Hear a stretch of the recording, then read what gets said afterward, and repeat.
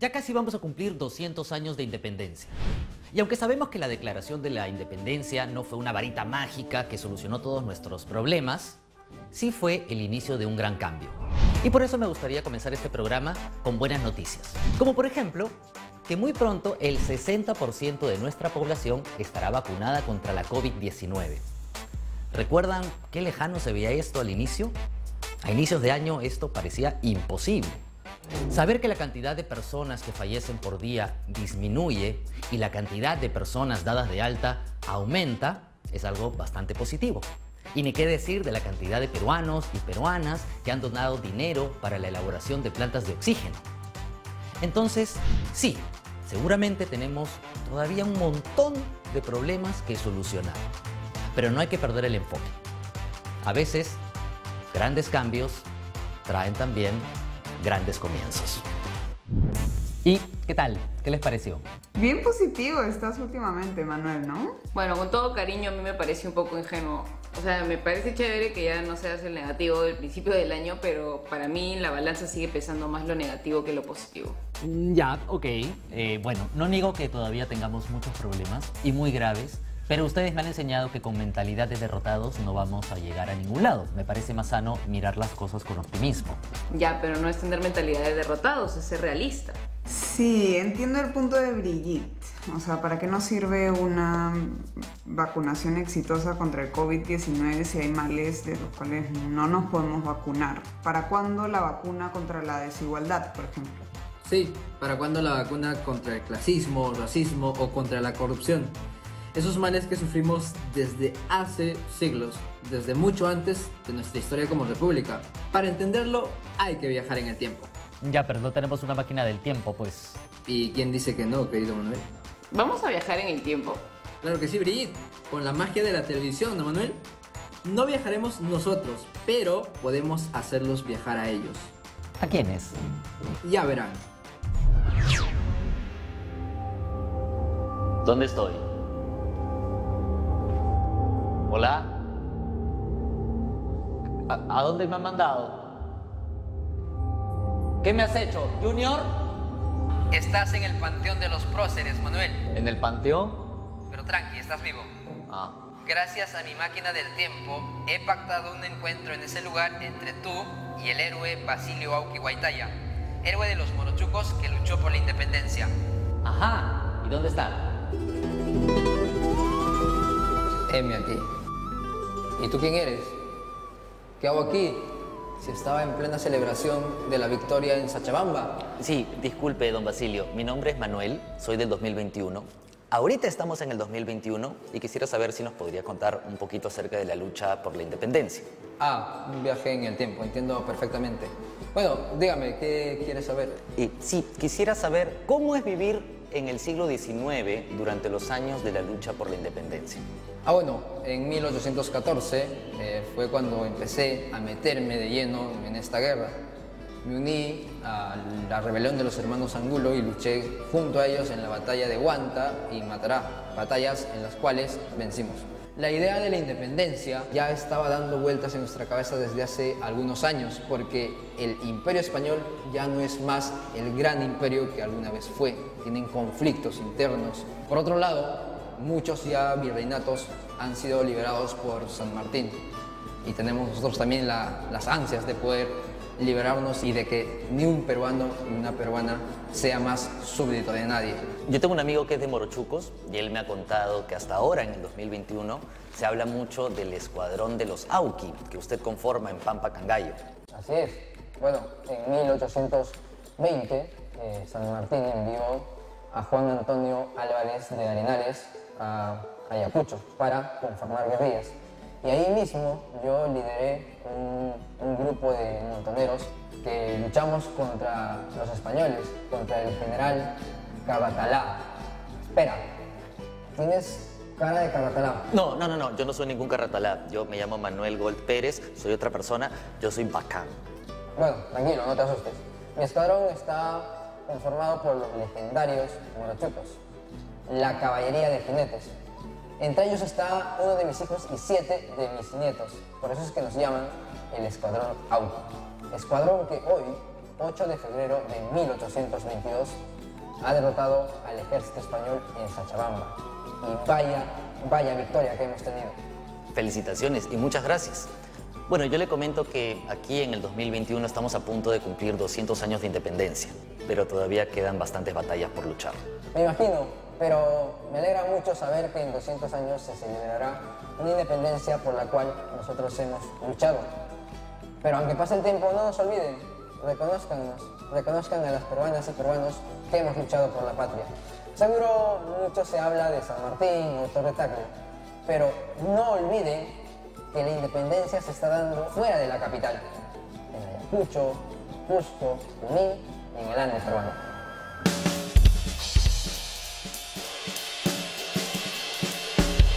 Eduardo Adriancén es dramaturgo y guionista. En el año 2018 escribió junto a su hermana María Luisa Adriancén El último bastión, una serie que implicó una investigación muy profunda sobre la independencia del Perú. Bruno Pollack es abogado, poeta e investigador, magíster por la Universidad Autónoma de Barcelona, autor de El último virrey del Perú y Mujeres que forjaron el Perú. Eduardo, te quería preguntar cuál era el contexto de nuestro país en esos años alrededor de 1821.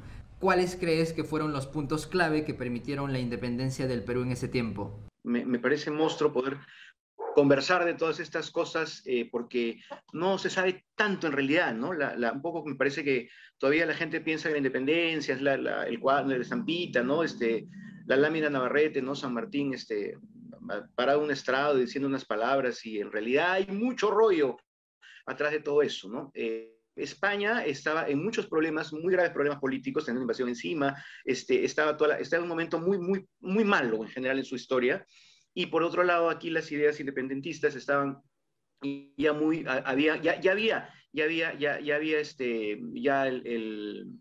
Río de la Plata, donde era San Martín, ya estaba independiente, o sea, había una corriente libertadora muy grande por un grupo, ¿no? de personas, el que obviamente está San Martín, ¿no? Por el otro lado estaba Bolívar, o sea, había un clima sociopolítico en general que ya hacía que se cayera de madura la independencia de Sudamérica. Entonces, en realidad, en el Perú como que tardó más que en cualquier otro lado, como siempre todo tarda más acá en el Perú en aceptarse, todo cambio tarda más en aceptarse lamentablemente. Entonces, digamos que la expedición libertadora empieza a acercarse al Perú unos 3 años antes, empieza a hablarse, ¿no? Porque ya está Chile, ya está, ¿no? Todo lo que es ahora Argentina. Entonces, en ese momento, obviamente el virreinato estaba en unos problemas también terribles. El virrey era muy malo, el virrey Pezuela era muy mal, o sea, todo el mundo está descontento en general.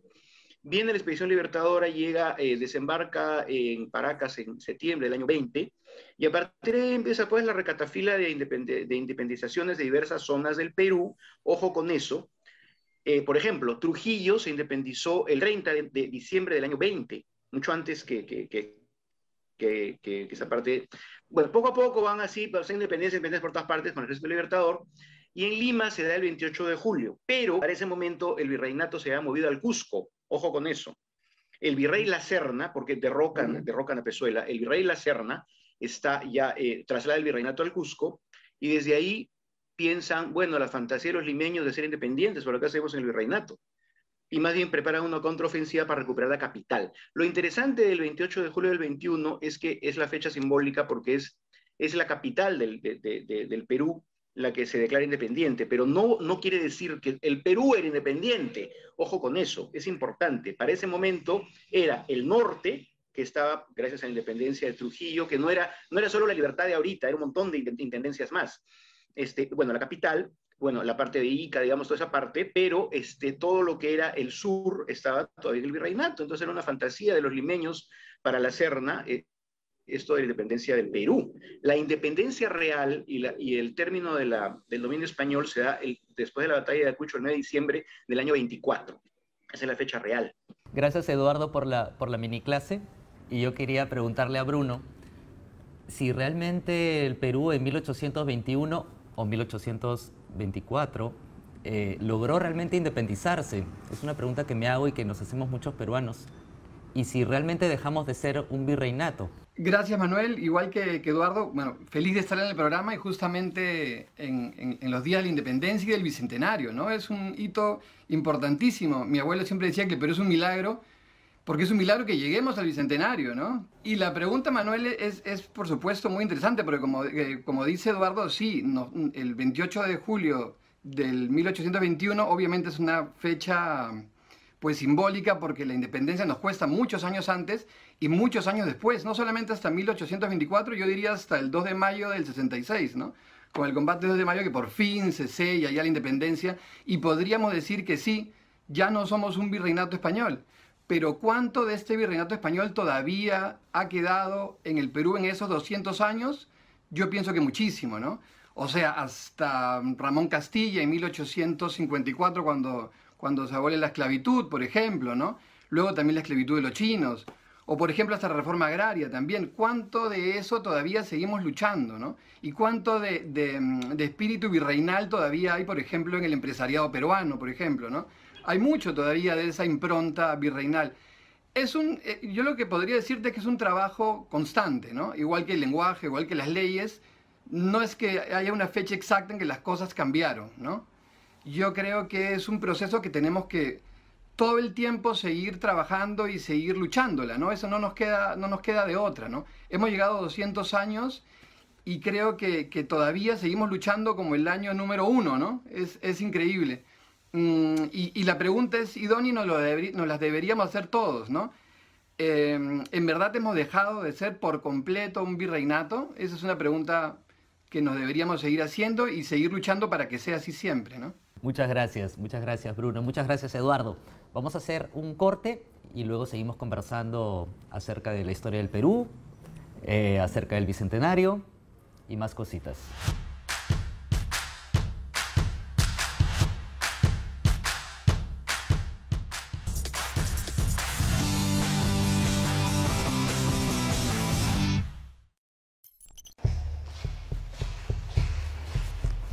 ...1881. El Perú ya es libre e independiente, pero Lima sigue ocupada por Chile.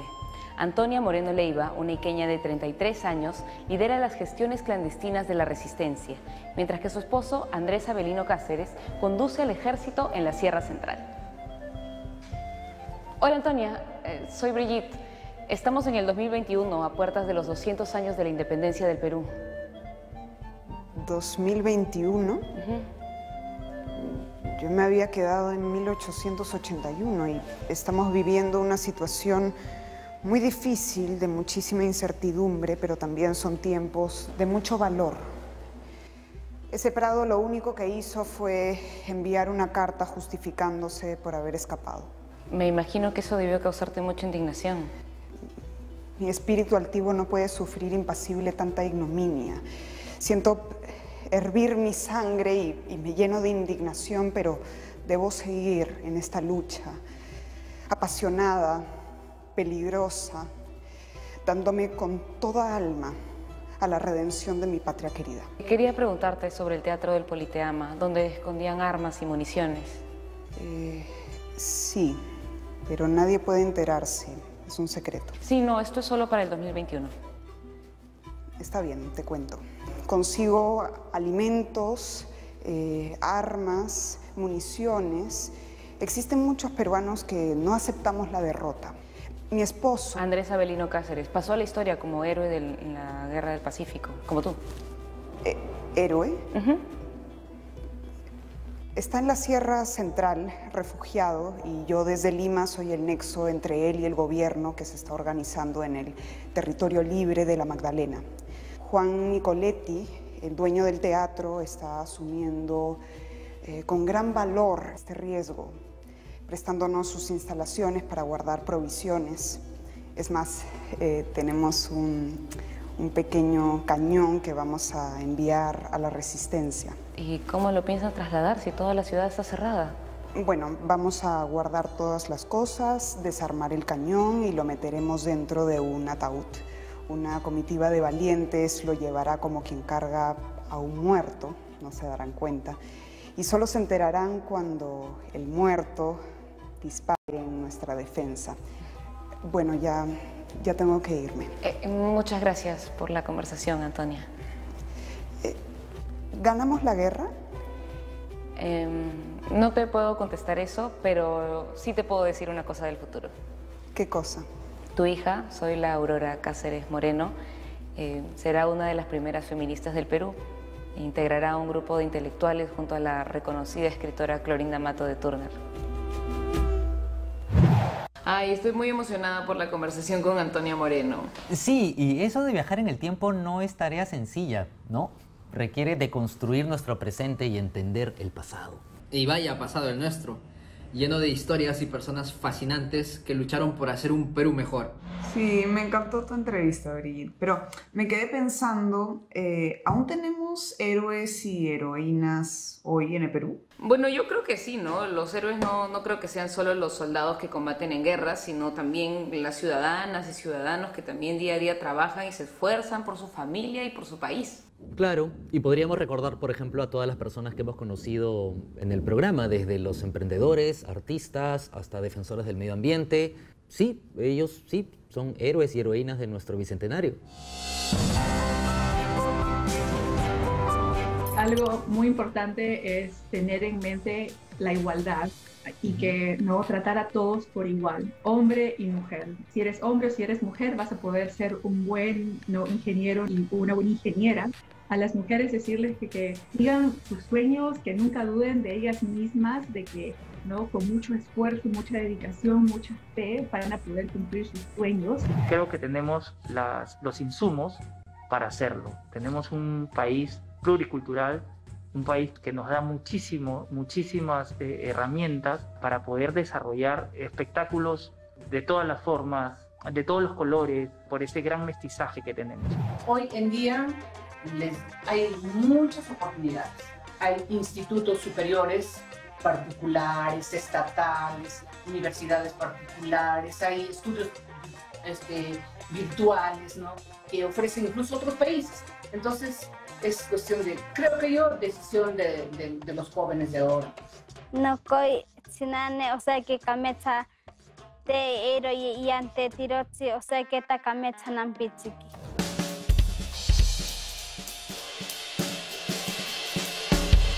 Muy bien, y estamos de vuelta. Bruno, en tu libro Mujeres que forjaron el Perú, cuentas 10 historias de mujeres que, pese a las circunstancias que estaban viviendo, tomaron decisiones que fueron más allá de sus vidas personales y trascendieron en la historia.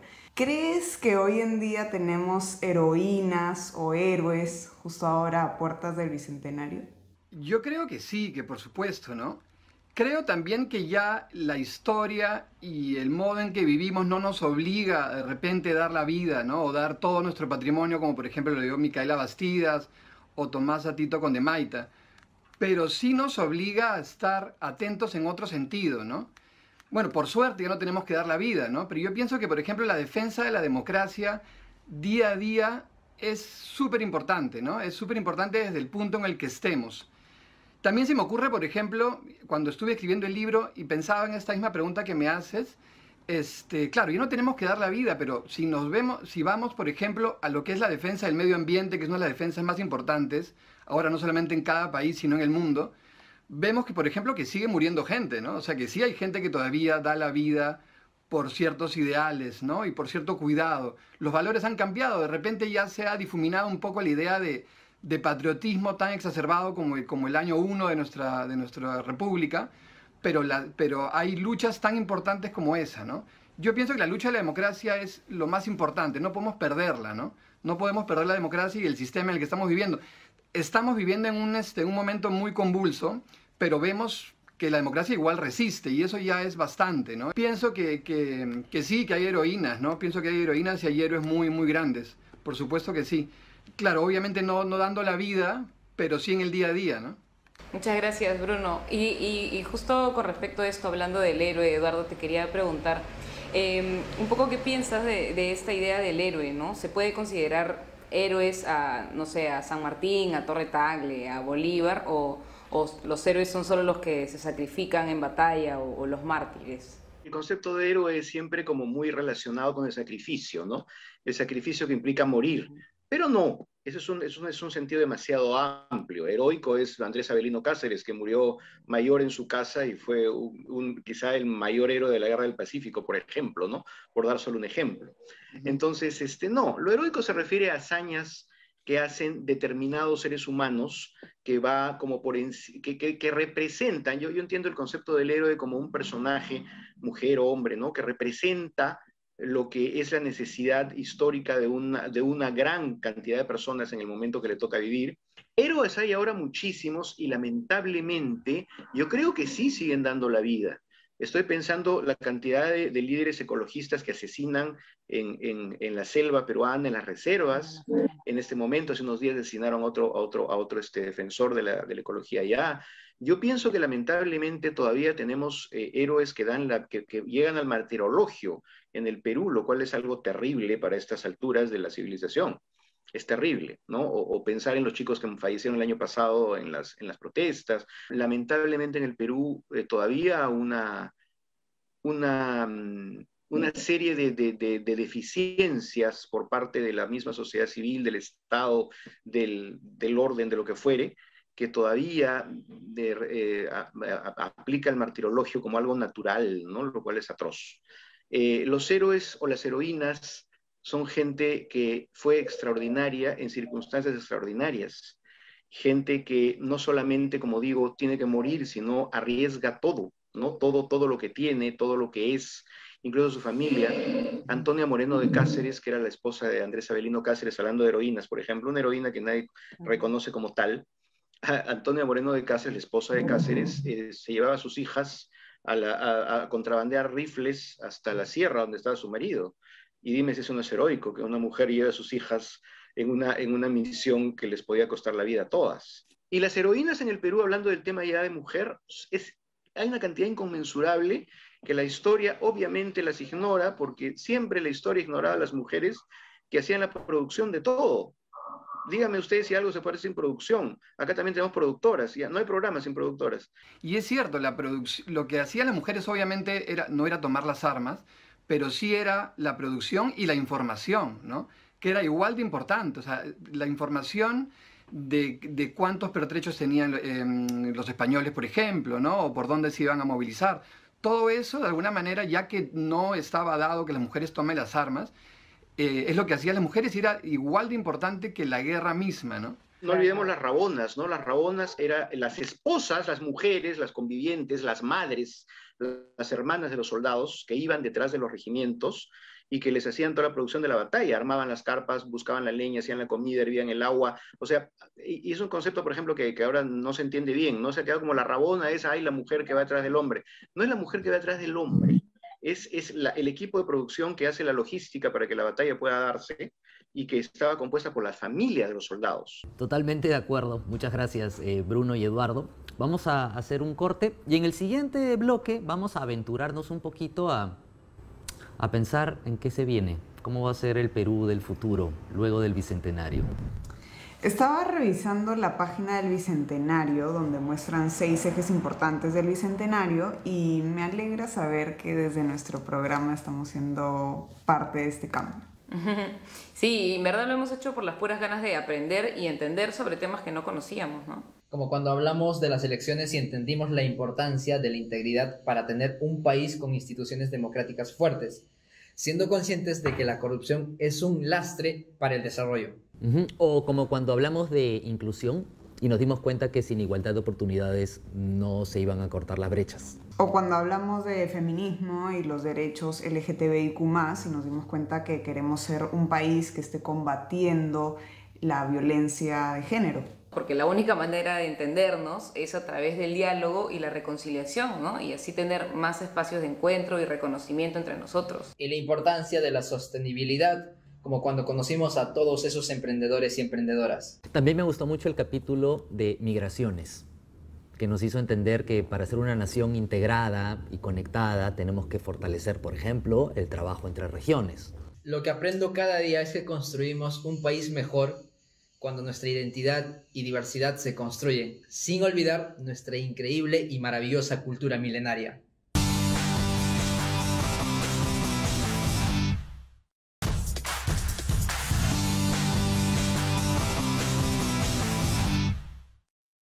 La independencia del Perú germinó mucho antes de 1821. Una de las rebeliones más importantes y que dio inicio a todo este proceso fue la de Túpac Amaru II y Micaela Bastidas. ¿Micaela?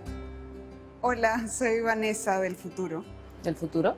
Sí, estamos en el Perú del 2021 y me gustaría preguntarte qué cosa te motivó para empezar la revolución. ¿Me motivó? No, no os motivó.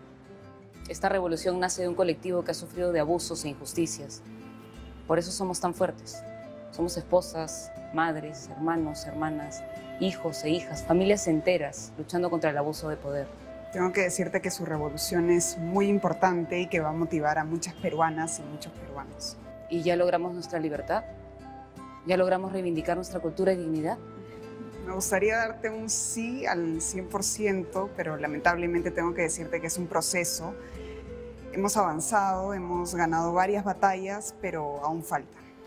Bueno, entonces hay que seguir luchando. Así pasen 200, 500 o 1000 años. Hay que seguir luchando, siempre. Gracias. Micaela Bastidas, increíble. Qué mujer tan valiente y aguerrida. Sí, pero bueno, tuvo un trágico final. Fue ejecutada luego de presenciar la muerte de su hijo Hipólito. Sí, qué terrible. Hay que entender que muchos héroes y heroínas vivieron en tiempos donde la violencia y las ejecuciones crueles eran algo normal, ¿no? En esa época no se hablaba de derechos humanos. Los tiempos han cambiado, pero igual seguimos necesitando héroes y heroínas para conquistar las nuevas metas que exigen estos nuevos tiempos. Sí, recordemos los testimonios de todas las personas que han pasado por el programa, tenemos un montón de ejemplos. Es que más que un héroe necesitamos una sociedad que construya, unida. Eso me parece importantísimo.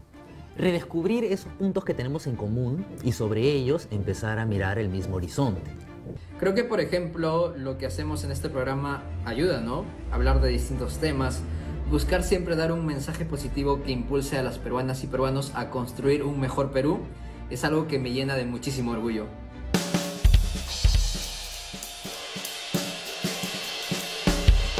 Yo te quería preguntar, Bruno, luego de analizar lo que somos como país, los diferentes personajes que han destacado en estos 200 años de historia, ¿qué características deberíamos tener como sociedad para construir un mejor futuro como país? Yo creo que ya que el programa se llama Generación Bicentenario, lo que se hizo en el Perú y en el momento en que más o menos se ha forjado esa Generación Bicentenario, que fue en noviembre del 2020, creo que ahí está un poco la idea de cómo tenemos que seguir, ¿no? Por lo menos en lo que representa ahora la lucha por un Perú mejor o por una democracia. Es estando atentos, es luchando en cada momento que se deba. No es que a uno le guste todo el tiempo salir pues a reclamar o estar en la plaza, ¿no? Uno obviamente en este momento, cuando hay ciertas garantías dadas, quiere pues seguir su vida, ¿no? Pero no debemos nunca de perder eso que nos ha demostrado la Generación Bicentenario en noviembre, ¿no? Que juntos, y cuando todo el mundo se une y cuando todo el mundo de alguna manera conoce sus instituciones y defiende sus libertades y sus derechos, puede hacerlo, ¿no? Entonces yo creo que la gran lección que deberíamos tomar por lo de noviembre del 2020 y un poco por lo que está pasando en estas últimas elecciones es la defensa de la democracia, ¿no? De la democracia. Yo creo que sí, que si bien no es un sistema perfecto, creo que ha demostrado ser el mejor sistema, ¿no? Por ahora. No sabemos qué va a pasar en 200 años, de repente estamos hablando de otra cosa totalmente diferente, ¿no? Pero creo que es la defensa de la democracia y la lucha contra la corrupción también, ¿no? Creo que es una cosa que se ha enquistado en nuestro país, en todos en realidad, pero en el nuestro, bueno, que es lo que nos interesa. Y que creo que así como luchamos en los 80, de repente Eduardo nos puede decir más, yo también me acuerdo mucho y ustedes se deben acordar lo que era la lucha contra el terrorismo, que fue fuerte, ¿no? De repente, bueno, Junior nos puede decir en Ayacucho que fue atroz, yo en Lima he pasado muy pocas cosas, pero las he pasado. También he estado dos veces cerca de un coche bomba, pero no quiero ni siquiera imaginarme qué era pasarlo en Ayacucho, no quiero ni imaginarme. Yo creo que si sabemos lo que es una lucha y lo que es algo duro para un país, también debemos saber lo difícil que es lo que es la corrupción, ¿no? Son otras cosas, ¿no? Ya las dictaduras, me parece, no van a venir al estilo Fidel Castro o Pinochet con botas y militares. Las dictaduras son diferentes ahora, ¿no? Son mucho más sutiles, están en los medios de comunicación, están en la judicialización de las cosas, están en tomar las instituciones, ¿no? Yo creo que la gente poco a poco se está dando cuenta de eso y se está luchando, ¿no? está luchando y se están ganando cosas, ¿no? Entonces yo tengo esperanzas en cómo los peruanos estamos dándonos cuenta, ¿no? Y pienso que ojalá en 20, 30 años esto sea incluso mucho mejor. Muchas gracias, Bruno. Qué bueno que tengas esperanza. Y ahora le voy a hacer esa pregunta a Eduardo, que lo conozco hace muchos años y sé un poquito cómo piensa. Eduardo, ¿se puede ser optimista en el Perú del 2021? ¿Cómo la ves tú? En medio de tantas crisis, ¿podemos mirar el futuro del país como un país unido? ¿Podremos reconciliarnos entre nosotros? ¿Qué opinas? Yo que soy acá, bueno, yo tengo 57, he visto mucho, pero les quiero decir una cosa, siempre, perdón que hable así, ¿no? Parezco Yepeto ya, caracho. Lo que quiero decirles es que cuando uno es joven, siempre todo lo malo pasa. Mientras la gente tiene futuro, siempre tiene que ser optimista, me parece normal, me parece natural y me parece biología pura, si no seríamos autodestructivos. Pero quiero decir, siempre el Perú va a ser difícil, ¿eh? Yo creo que siempre, nunca va a ser óptimo. Me da la impresión. Mi abuelo murió de 100 años y era un hombre que, como comprenderán, vio más, ¿no? Nació en el año 13 y murió en el año 14, antes de cumplir 101. Y entonces él decía todo lo que había visto y yo pensaba lo que había visto mi papá, ¿no? Y también piensa igual, lo que he visto yo. Entonces siempre vamos a ver muchos problemas. Bueno, ustedes son muy jóvenes, pueden alcanzar a la ingeniería genética, pueden alcanzar cosas muy raras, ¿no? Que todavía no se habla. Pueden alcanzar tal vez, yo creo que sí, fusiones de países también. Yo no estoy tan seguro que el Perú sea en 200 años el Perú. Yo creo que va a ser parte de otro país o va a juntarse a territorios. O sea, no crean que las cosas son estáticas en la historia, nunca. Si algo nos enseña, nos divierte leer historia, es que todo cambia todo el tiempo de manera tal, y los procesos no son tan rápidos, sino que son relativamente lentos y uno se va acostumbrando a ellos. Pero en nuestra vida creo que nunca encontraremos lo óptimo y siempre tendremos problemas, porque aunque no lo crean, somos un país relativamente joven como país. 200 años no es tantísimo. Los europeos tienen muchísimo más tiempo. Digamos como culturas, me refiero, somos una sociedad que todavía está en proceso de volverse una sociedad ideal y tal vez, como digo, no vamos a ver el cambio en nuestra vida, pero no un gran cambio, pero sí lentamente las cosas van, y como es en el Perú, ¿no? Avanzando, retrocediendo, avanzando, retrocediendo. ¿Saben cuál es mi imagen? Para terminar un poquito.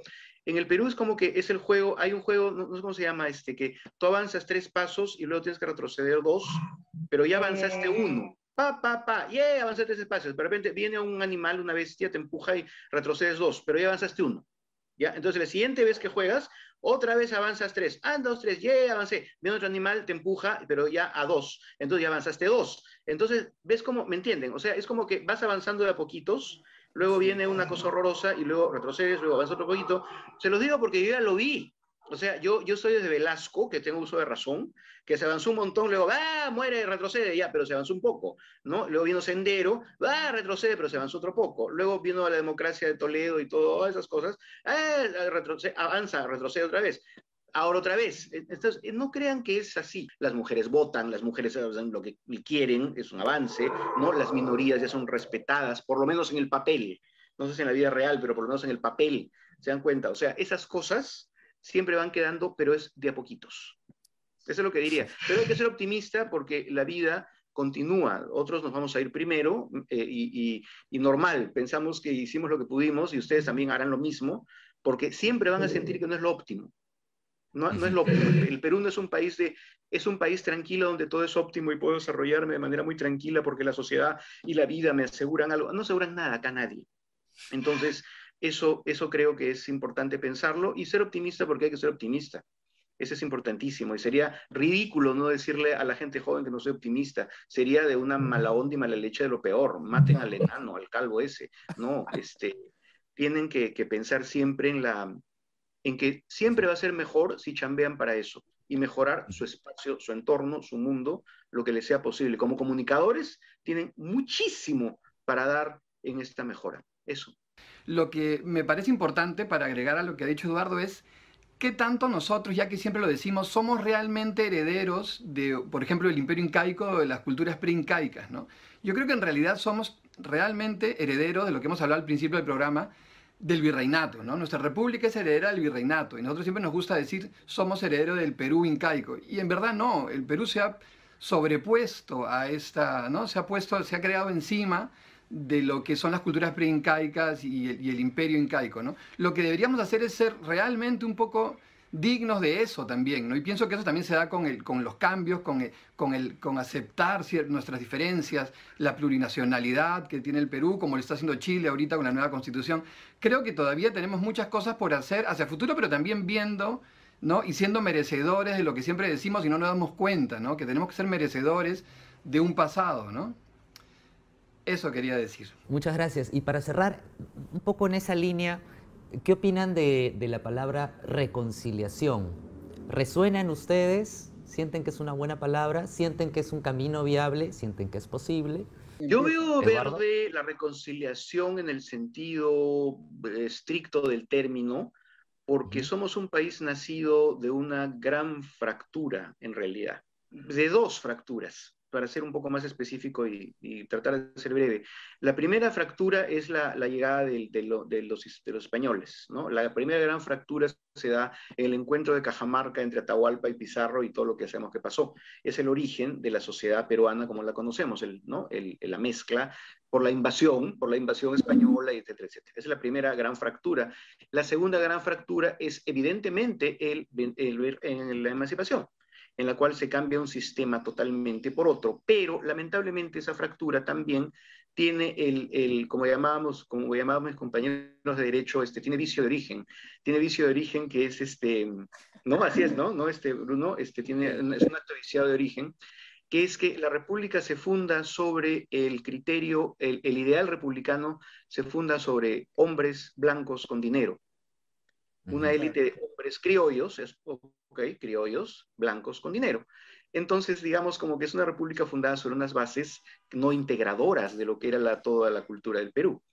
Entonces, si todavía seguimos en eso, es difícil todavía reconciliar, porque es difícil reconciliar aquello que se basa en la aceptación de algo como lo correcto y algo como lo que no. El gran nudo republicano hasta ahora sigue siendo cómo crear una república absolutamente diversa, absolutamente pluricultural y absolutamente igualitaria. Podemos parchar, podemos reparar, podemos tratar de mejorar lo posible, pero es difícil sin una gran, digamos, cambio a la manera de una tercera fractura, digamos, un tercer cambio fuerte, encontrar una reconciliación real. Yo es lo que creo. Yo creo que deberíamos comenzar hablando de la palabra reconciliación y una de las cosas, yo por ejemplo trabajé como practicante de Derecho en una ONG que veía casos de la Comisión de la Verdad, ¿no? De la época del terrorismo. Ese es un tema todavía muy fuerte. La clase política y una gran clase dirigencial todavía no ha aceptado esto, ¿no? Y este tema no solamente habla de terrorismo, habla también de desigualdad, habla de un gran racismo de Estado contra la población, ¿no? Entonces yo pienso que si queremos comenzar a hablar de reconciliación deberíamos, ya que tenemos un informe de hace muy pocos años, comenzando por eso, ¿no? De comenzar a entender el informe de la Comisión de la Verdad, porque como les repito, no solamente vamos a entender lo que fue la época del terrorismo, sino también la gran desigualdad de la que estaba hablando Eduardo hace un momento, ¿no? Y pienso que sí que es importantísima la reconciliación, sobre todo de muchos sectores que han llevado a la dirigencia de este país.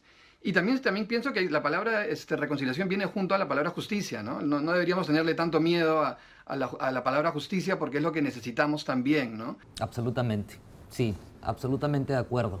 Muchas gracias, Eduardo y Bruno, por estar con nosotros, por contarnos un poquito de historia, por debatir con nosotros, por ilustrarnos. Muchas gracias y a pesar de todo, de todo, feliz bicentenario. Feliz bicentenario, por supuesto. Claro. Feliz bicentenario. Claro que sí. Feliz Claro que bicentenario. sí.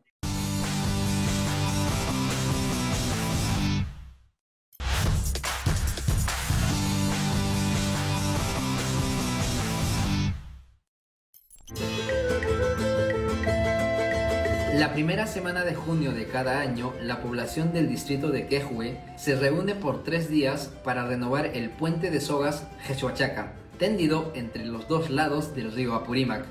manteniendo una tradición cuya práctica se encuentra en la lista representativa del Patrimonio Cultural Inmaterial de la Humanidad desde 2013. Este puente une a las comunidades Huinchiri, Chaupibamba y Chocaiwa, que habitan en el lado izquierdo, con la comunidad Joyanaquehue en el lado derecho.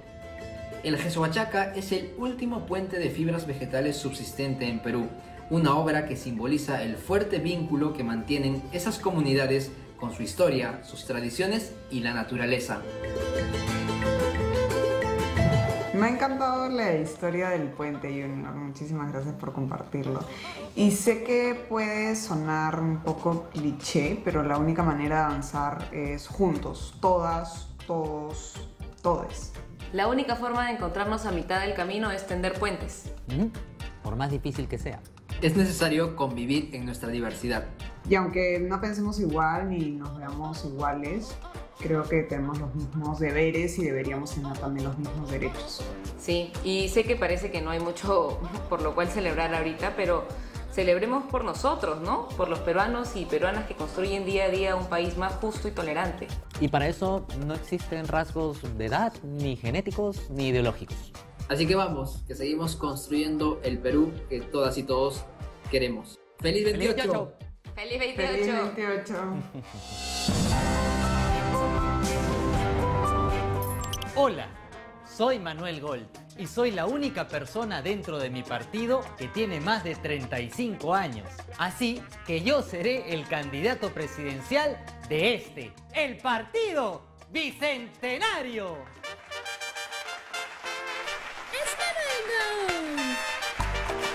¡Presidente!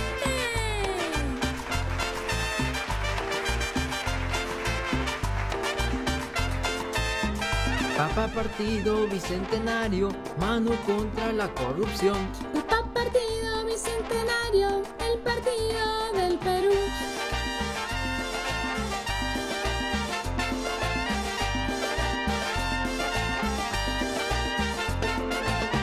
Todos juntos por un Perú nuevo y churro.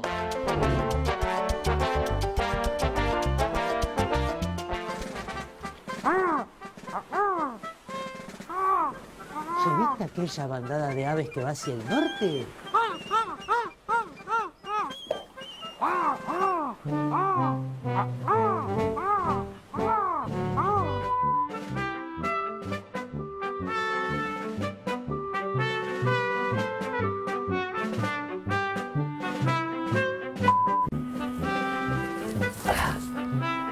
No son una bandada, son una bandera. Y sabemos lo que nos costó, sabemos, pero lo logramos. El Perú es un país unido y me siento orgulloso de ser quienes somos. ¡Viva el Perú! ¡Viva! ¡Viva! ¡Viva! ¡Viva! Para todas esas personas que todavía no lo pueden decir y todavía sienten que no es el momento, pues estamos nosotros, ¿no? que estamos acá luchando.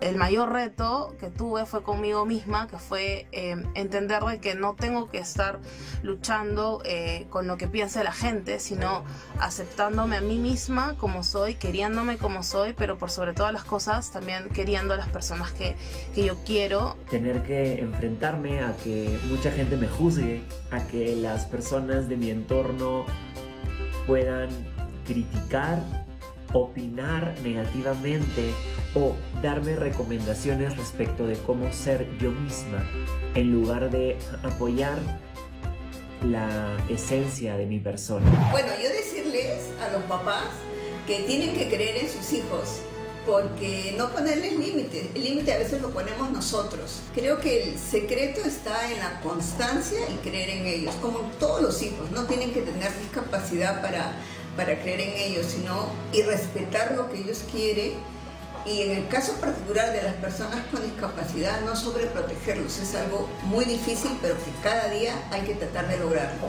Yo lo que diría es que tengan oportunidades, que se puedan desarrollarse por sí solos, que solo confíen. La verdad hay mucha desigualdad, hay mucha discriminación, pero mediante nosotros que estamos unidos hacemos un grupo unido y así nos fortalecemos más, ¿no? Creo que es de vital importancia para mí en toda mi carrera deportiva en el bádminton poder convivir con ellos y que ellos también me enseñen, ¿no?, a seguir progresando. Pensamos de que no hay oportunidades para nosotros, porque no hay mucha información o no se difunde mucho por los medios de comunicación. Pues siempre la mujer a veces ha siempre sufrido una discriminación por la invisibilidad que hay y otro por la misma discapacidad, ¿no? Yo creo que mediante mis logros y también mediante el hecho de estar en los medios de comunicación doy a entender de que sí se puede, ¿no? De que sí se puede y que están acá las puertas abiertas para cualquier tipo de persona con discapacidad que quiera practicar el bádminton. Entonces, esa es por ahora mi meta de querer ayudar, difundir y que se sepa de que hay oportunidades, ¿no? Es un logro. Sé que el Perú todavía está en proceso, pero todavía falta mucho por hacer, pero creo que estamos en buen camino. Las danzas folclóricas nos hacen entender la diversidad cultural y tradicional que existe en nuestro país. Por eso, la Orquesta Sinfónica Nacional Juvenil Bicentenario y el Ballet Folclórico Nacional del Perú se han unido para crear los retablos sinfónicos, un espectáculo que refleja las distintas manifestaciones culturales de nuestro país a través de la música y la danza. El Cóndor Pasa, por ejemplo, es una pieza magistral que fue reconstruida en el 2013 y reconocida como Patrimonio Cultural de la Nación en el año 2004. 1, 2, 3...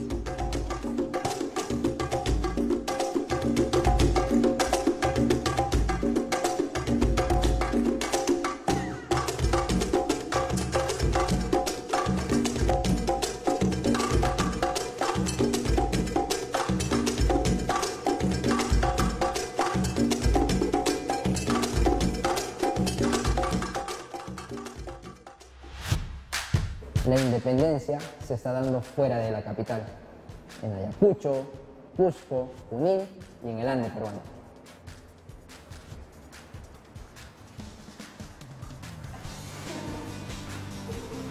¿Qué fue? Eduardo, te quería preguntar, perdón, voy de nuevo. Bueno. Hay que seguir luchando, siempre. Gracias. De nada, cuando quieras. Acá estoy siempre.